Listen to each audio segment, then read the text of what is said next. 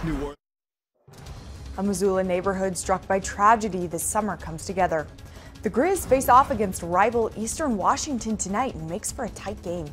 President Trump's comments about North Korea at the UN sparked the country's harsh response. Powered by the Montana Television Network. This is the 10 o'clock news on KPAX, Montana's news leader. Donald. At Washington Grizzlies Stadium this evening, thousands turned out to watch the Grizzlies face off against rival Eastern Washington under the late night lights. A great game that came right down to the fourth quarter to open up Big Sky Conference play. Grizz jumped out to a big lead in the first half, and Eastern Washington came back to make it a game in the second. And Derek Berkeley will have the full breakdown of the game coming up in sports. We've got a bit of a cold snap headed our way. A freeze warning was issued for chilly temperatures coming up in the near future. Joining us in the Storm Tracker Weather Center, meteorologist Aaron Yost brings us those details. Aaron.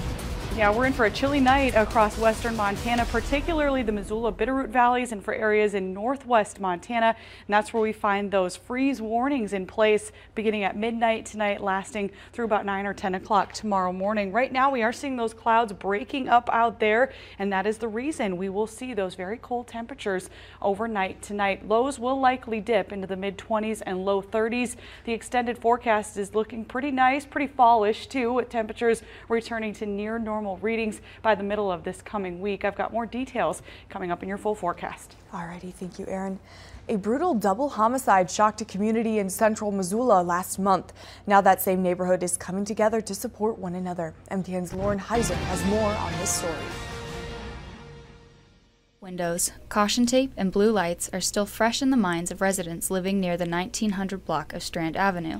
Now that police cars have driven away and sirens have gone silent, the community is trying its best to get back to normal.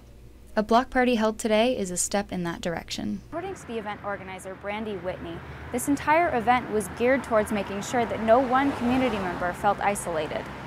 There was food and games for families to play, but this wasn't just a party.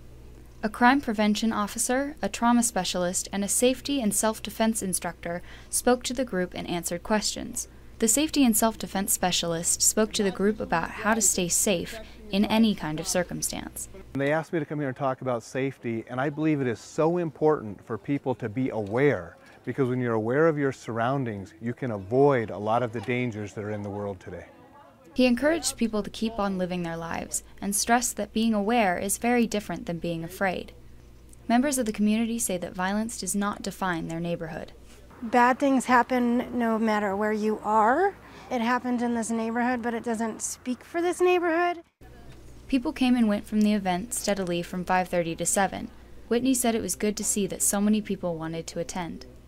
What I would want people to take from this event is how much connecting with the people around you and connecting with your community can change not only your community, but your own individual lives.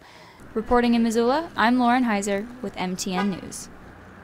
Trauma specialists are holding a meeting at the Missoula Food Bank on September 25th to help those who are still struggling to regain their sense of safety or security after the incident. And one Missoula cafe was filled with smells of exotic spices and excited customers ready to taste a variety of dishes this evening. Today, the Cafe Dolce on Brook Street on Beckwith in Missoula partnered up with chefs from Iraq and Syria to benefit and support Welcoming Week for the Soft Landing Missoula Refugee Support Organization. 3 families will each created different dishes for customers to try. Chefs say that the new spices and flavors brought into the kitchen didn't just taste great, but also created a more energized and exciting environment. It's just nice to see the way that food can bring people together and how cooks are sort of the same all over the world, really kind of speaking one language. A portion of sales from the rest of the day will go directly to help support the chefs and their families. Cafe Dolce, that's on Beckwith, was open until 9 this evening with that event.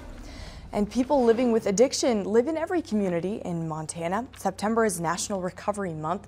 To honor and celebrate the Path to Recovery, Rocky Mountain Treatment Center and Turning Leaf Recovery Network teamed up to host the first annual Recovery Walk in Great Falls this morning. Several hundred people attended today's walk. Organizers say the majority of those folks were people who had battled addiction and gone through the process of recovery themselves.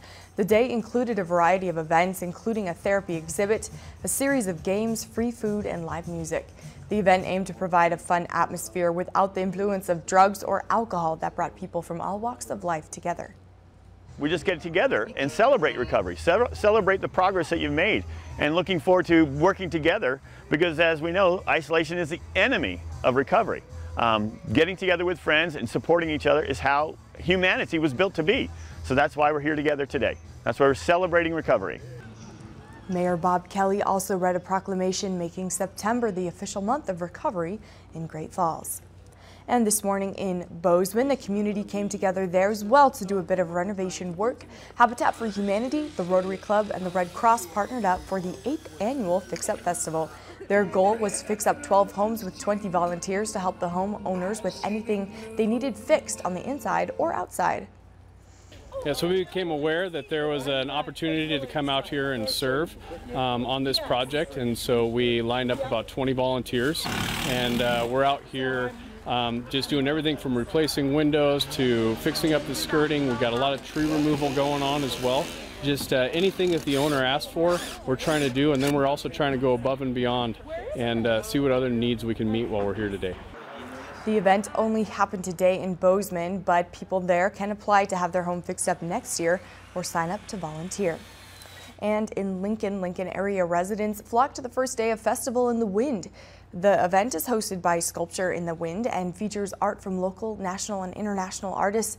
MTN's Lindsay Ford spoke with an artist at the festival who has created over 300 large-scale sculptures around the world. Sculpture in the Wind invites artists to create site-specific works of art using the materials natural and industrial associated with that community's economic and cultural traditions. They need to go down and up and under. We've had a lot of school children come over and look at it, and they seem pleased, so I've done half the work there. And their parents who bring in them, they seem to like it, so looks like it's going to be a success. Patrick Doherty is the sculpture artist responsible for this piece at Lincoln's Festival in the Wild. This sculpture's footprint was mapped out on the ground with electrical cords about 25 feet across from the exterior dimensions. Volunteers like Allison and Sarah worked on tightening the walls and intertwining branches to create walkways and windows. There's a special place for each stem, and so finding its perfect niche has been difficult. Go in here like this and then pull it back.